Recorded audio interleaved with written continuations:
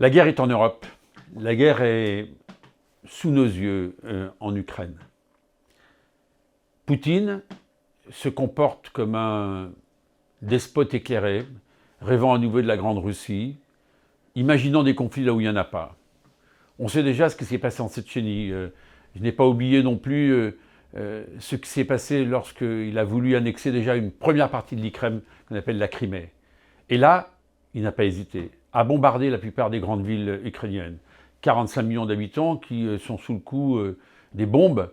Et hier après-midi, pire que tout, il a invoqué la possibilité d'actionner les forces de dissuasion. Donc naturellement, sur toutes les lèvres, on sait ce que ça veut dire. Peut-être utiliser l'arme nucléaire. Mais c'est impossible d'imaginer une vie comme cela.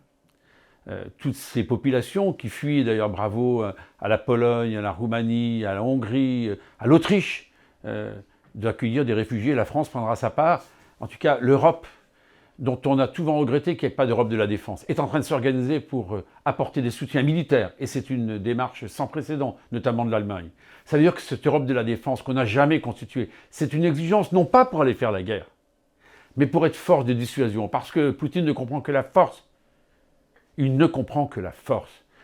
Pourtant, le président de la République, Emmanuel Macron, a essayé d'être le médiateur en tant que président de l'Europe pendant ces 6 mois. Il est allé passer plusieurs heures avec lui pour lui dire qu'il ne fallait pas faire cela, pas commettre l'irréparable. C'est une faute irréparable qu'a commis Vladimir Poutine.